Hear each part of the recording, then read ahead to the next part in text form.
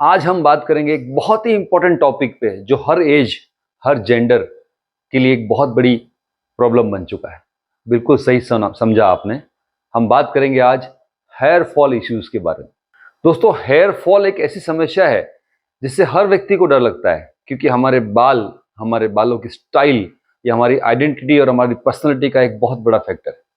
जब हमारे ये बाल पतले होने लगते हैं या गिरने लगते हैं या हमें ऐसा लगता है कि बॉल्ड पैचेस दिख रहे हैं, तो टेंशन होना बिल्कुल वाजिब है।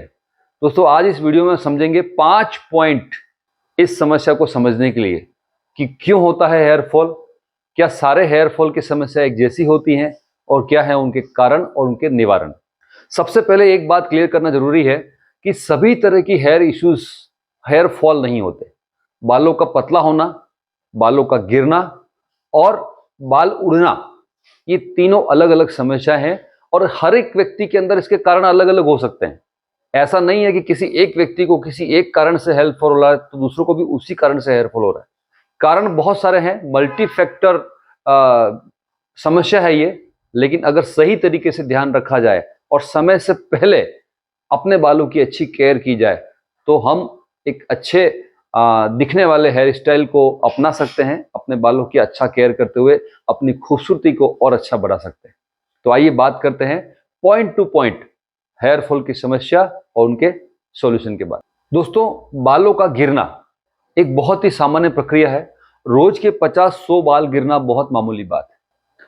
लेकिन कभी आपको ऐसा लगता है कि कॉम्ब करते वक्त या नहाते वक्त, वॉश करते वक्त, हेयर वॉश करते समय बहुत ज्यादा बाल आपके हाथों में आ रहे हैं और आपको लग रहा है कि समस्या बहुत लंबे समय से है, तो हमें इसके बारे में ध्यान देना बहुत जरूरी है।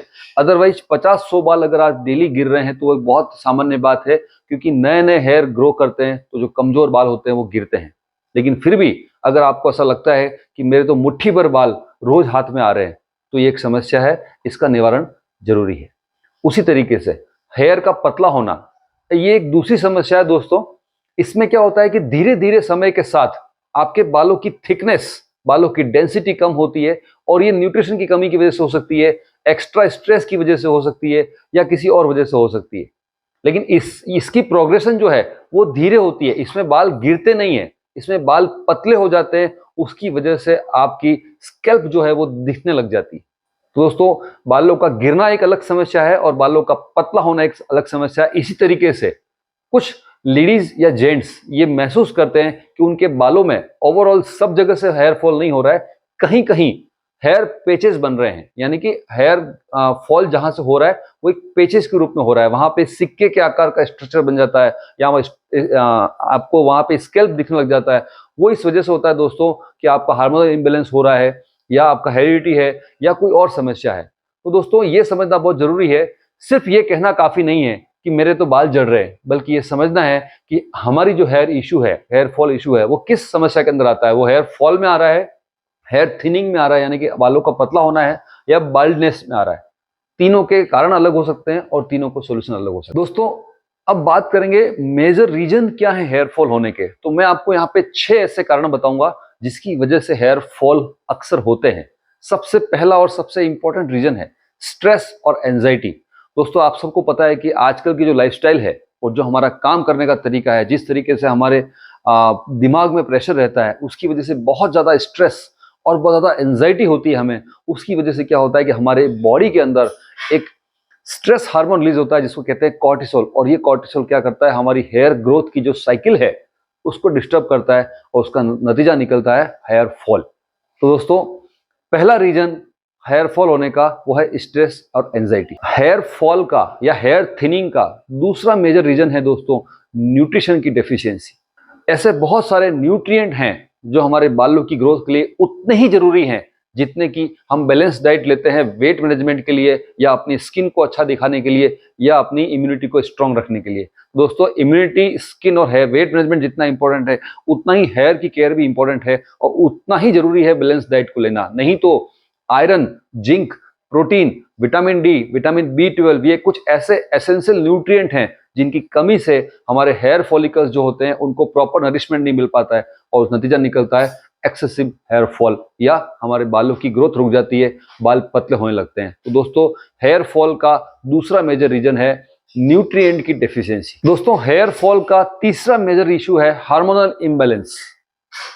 दोस्तों ओवरलोडेड स्ट्रेस या प्रेगनेंसी या मेनोपॉज या थायराइड प्रॉब्लम्स या पीसीओएस या पीसीओडी, ये कुछ ऐसी समस्याएं हैं जहां पे हमारे हार्मोन्स डिस्टर्ब होते हैं, और हार्मोन्स जब डिस्टर्ब होते हैं तो हेयर फॉलिकल्स या हेयर ग्रोथ साइकिल को डिस्टर्ब करते हैं, और उसकी वजह से एक्सेसिव हेयर फॉल हमें हो सकता है। तो दोस्तों हेयर फॉल का तीसरा मेजर रीजन है हार्मोनल डिस्टर्बेंस। दोस्तों हेयर फॉल का मेजर रीजन चौथा जो है वो ये है कि इन्फेक्शंस या जो हमारी स्कैल्प की पुअर कंडीशन है उसकी वजह से भी हेयर फॉल होता है। आप सोच के देखिए, खेत को अगर खेत की जमीन सही नहीं होगी तो वहां पे खेती कैसे अच्छी होगी।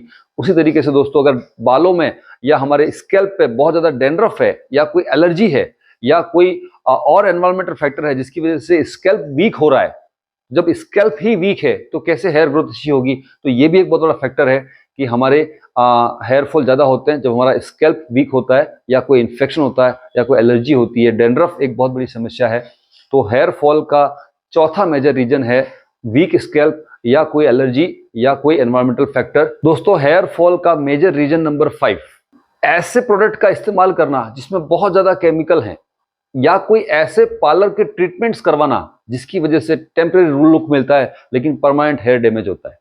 दोस्तों कई ऐसे शैम्पूज आते हैं जिसमें बहुत ज़्यादा केमिकल्स होते हैं, या कई ऐसे ट्रीटमेंट होते हैं जिसमें बहुत सारे केमिकल्स यूज किए जाते हैं, या कई चीज़ें ऐसी होती है जो कि हमारी ओवरऑल स्कैल्प और हेयर फॉलिकल की क्वालिटी को डिस्टर्ब करती है, ग्रोथ को डिस्टर्ब कर देती है, और उसकी वजह से लॉन्ग टर्म पे हेयर फॉल होते हैं। जैसे स्ट्रेसनिंग करवाना, रीबॉन्डिंग करवाना, केमिकल ट्रीटमेंट करवाना, ऐसी बहुत सारे दोस्तों हेयर ट्रीटमेंट होते हैं जो हम टेम्परेरी लुक के लिए करवाते हैं। कई सारे लोग कलर इस्तेमाल करते हैं, बहुत ज़्यादा हार्श होते हैं केमिकल्स उसके अंदर, उसकी वजह से भी बालों को बहुत नुकसान होता है।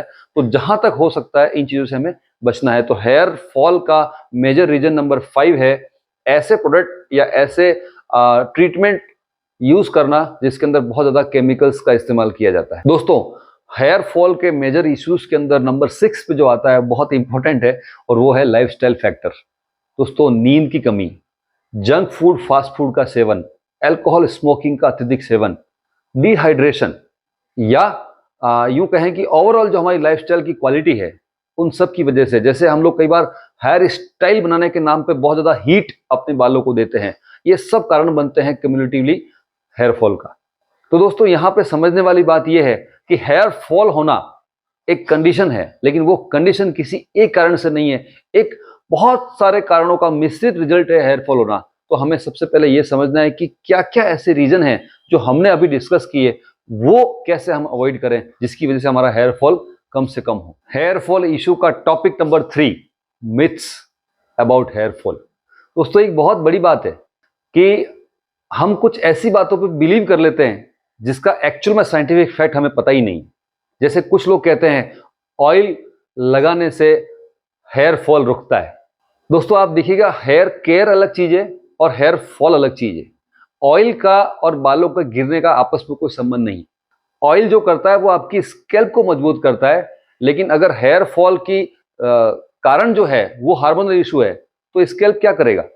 तो अगर कारण और निवारण दोनों सेम नहीं मिल रहे हैं तो आप रिजल्ट नहीं ले पाएंगे। तो दोस्तों ये बिल्कुल गलत बात है कि अगर आप अच्छा ऑयल यूज करेंगे तो आपके हेयर फॉल नहीं होंगे। हेयर फॉल का कारण अगर नरिशमेंट की कमी है तो रुक सकते हैं, अदरवाइज अगर हेयर फॉल का कारण हार्मोनल इंबैलेंस है या एंजाइटी है या स्ट्रेस है तो ऑयल लगाने से फायदा नहीं होगा। उल्टा कई बार ऐसा भी होता है कि जब आप ऑयल लगाते हैं बालों में और जब उसको लगाने के बाद आप बाहर निकलते हैं तो कई बार ऐसे एनवायरमेंटल फैक्टर होते हैं जो कि हेयर फॉलिकल्स को क्लॉग करने का काम करते हैं, उसकी वजह से कई बार दूसरे इन्फेक्शन होने के चांस भी रहते हैं। इसलिए हमेशा ये एडवाइस किया जाता है कि रात को आप हेयर ऑयल मसाज कीजिए और सुबह हेयर वॉश करके घर से बाहर निकलिए, तो बहुत अच्छा आपकी स्कैल्प दिखेगी, आपके बाल अच्छे दिखेंगे।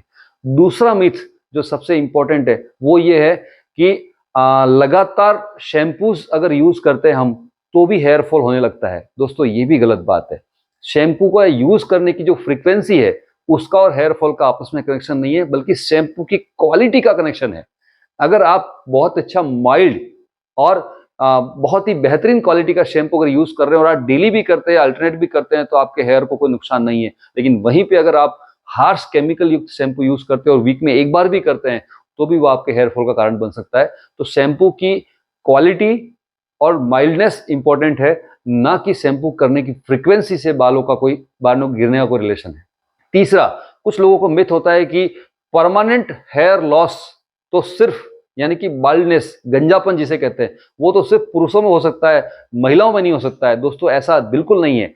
अगर किसी का मेनोपॉज की वजह से हेयर फॉल हो रहा है, अगर किसी का पीसीओडी या पीसीओएस की वजह से हेयर फॉल हो रहा है, तो वो लेडीज के अंदर भी बहुत ज्यादा कॉम्प्लिकेशन पैदा कर सकता है, परमानेंट बाल्डनेस ला सकता है। लेकिन क्योंकि लेडीज के अंदर हेयर फॉल का पैटर्न अलग होता है, इसलिए वो परमानेंट बाल्डनेस जो है वो तुरंत फुरंत दिखती नहीं है, जबकि जेंट्स में जल्दी दिखने लगती है। इसलिए ये मिथ है कि लेडीज में हेयर फॉल या हेयर लॉस परमानेंट नहीं हो सकता है, लेडीज में भी परमानेंट हो सकता है। तो दोस्तों, हमें ये समझना है कि मिथ में नहीं उलझना है, हमें साइंटिफिक फैक्ट को जानने की जरूरत है और उसके बाद में प्रॉपर सॉल्यूशन की तरफ जाने की जरूरत है। हेयर फॉल इश्यूज का पॉइंट नंबर 4 टॉपिक बहुत इंपॉर्टेंट है, मुझे डॉक्टर को कब दिखाना चाहिए। कई बार दोस्तों ऐसा होता है कि लोग, इसने ऐसा कहा, उसने ऐसा कहा, उसने वो यूज किया, उसने भी वो यूज किया था, ऐसा करते हुए घरेलू ट्रीटमेंट यूज करते रहते हैं, लेकिन डॉक्टर के पास जाने की हिम्मत नहीं जुटा पाते।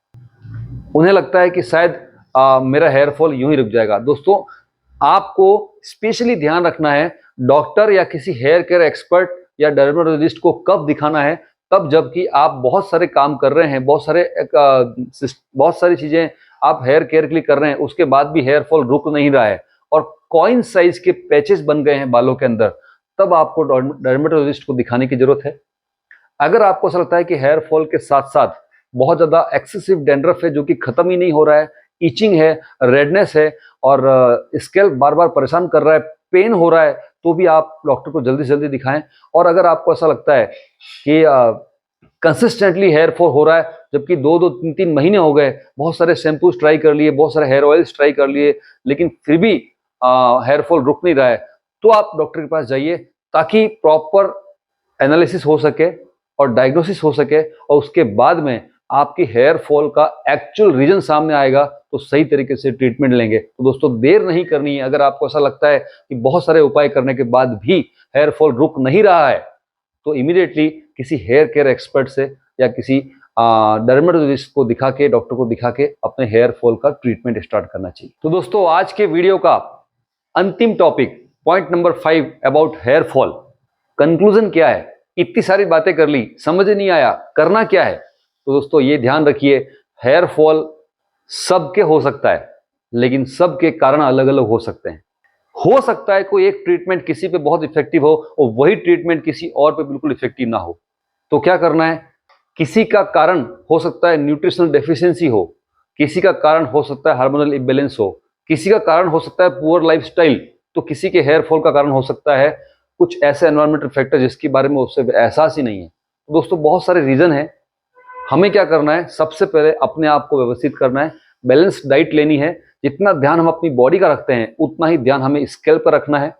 उसके साथ साथ हमारी स्लीप साइकिल को हमें फोकस करना है, नींद पूरी लेनी है, स्ट्रेस को मैनेज करना है और कुछ ऐसे प्रोडक्ट्स को अवॉइड करना है जो अनजाने में हमारे हेयर फॉल का कारण बन रहे हैं, जिसमें हार्श केमिकल हैं। और अगर बहुत ज्यादा जरूरत नहीं है, तो हो सके उतना हेयर ट्रीटमेंट से बचने की जरूरत है। दोस्तों, इन सामान्य बातों का ध्यान रखेंगे तो आप बहुत अच्छे से अपनी हेयर केयर को रख पाएंगे, हेयर स्टाइल को एंजॉय कर पाएंगे और खूबसूरत बालों के धनी कहलाएंगे आप। लेकिन अगर इन सब चीजों को मैनेज करने के बाद भी कहीं आपको ऐसा लगता है नहीं, कुछ न कुछ और कारण है, मुझे समझ नहीं आ रहा है, तो देर मत कीजिए, डॉक्टर के पास जाइए और प्रॉपर समस्या का सॉल्यूशन लीजिए। क्यों? क्योंकि कहते हैं ना, prevention is better than cure. तो हमेशा समस्या पूरी आ जाए, उसके बाद उसको निपटने के लिए सोचने की बजाय समस्या के आने से पहले ही उसे निपटने की तैयारी करनी चाहिए। तो दोस्तों, इस वीडियो में हमने बहुत सारी चीजें आपको हेयर फॉल के बारे में बताई। आई थिंक ये महसूस करता हूँ आपको कि बहुत जानकारी आपको मिली होगी।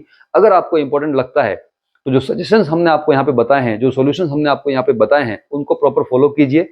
और अगर आपको इंपॉर्टेंट लगता है तो अपने किसी व्यक्ति को ये वीडियो आप दे सकते हैं, उसको रेफर कर सकते हैं, जिससे कि उसको भी इस समस्या से निजात मिल सकता है। और अगर अच्छा लगे तो हमें कमेंट करके बताइए कि आपकी हेयर फॉल की समस्या क्या थी और कैसे आपने उससे ओवरकम किया।